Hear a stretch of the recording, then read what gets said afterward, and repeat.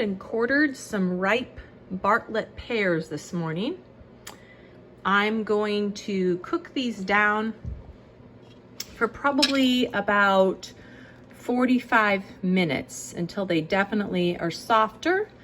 And then I will run them through a food mill. And after I do that, I'll put them back in the pot. It'll look a lot like an applesauce mixture. And then I'm going to let that cook for quite a while. Cook out any liquid, get thicker, add some spices, and I will have pear butter to can. I love to give pear butter as gifts. So I hope you're excited to learn how to make pear butter today. I've got my Victorio food strainer all set up here. I had another brand at one point and I love this one, and they're really not that expensive to purchase.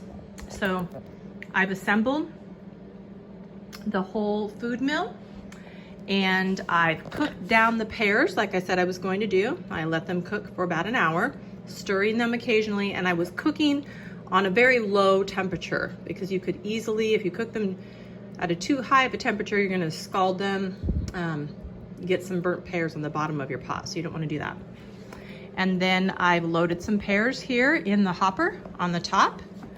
And now I'm just going to proceed to turn this, and you'll see that I've got some nice pear, it looks like applesauce coming out here with the liquid. Once again, as in past videos, since I'm filming myself, I'm not using both hands, so what appears to be a really slow process is actually quicker.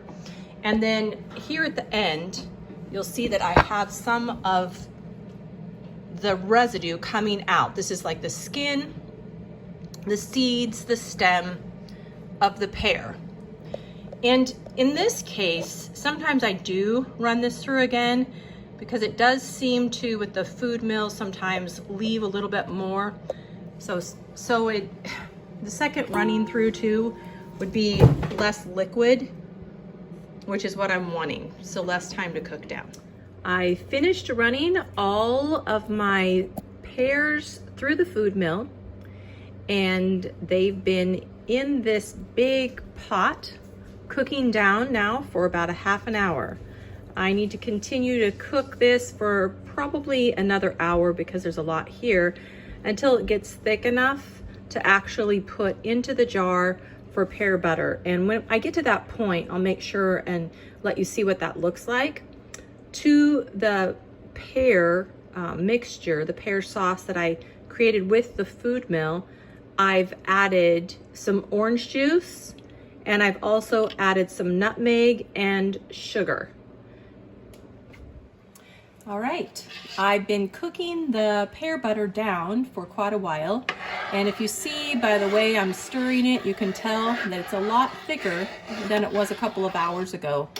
Typically you wouldn't have to cook it down that long, but it smells great in your house, and it also, this is a lot, so that's why it's taking so long.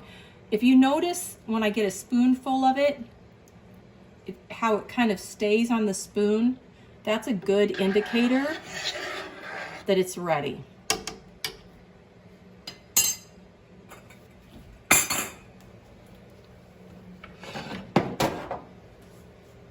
All right, I'm gonna fill up a jar.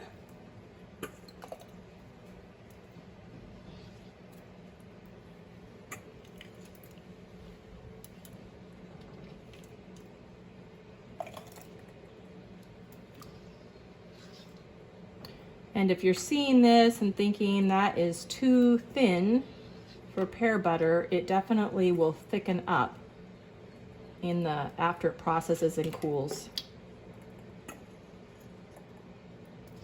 And I'm gonna give it about between 1/4 and 1/2 inch headspace.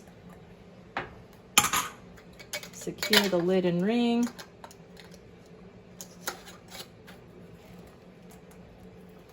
And then I'll put this along with some other jars into my electric canner, run it on high, and once it gets to be a good rolling boil, I'll set the timer for 10 minutes and the processing will be done and the jar will be ready to put on the shelf. Hope you have fun making pear butter.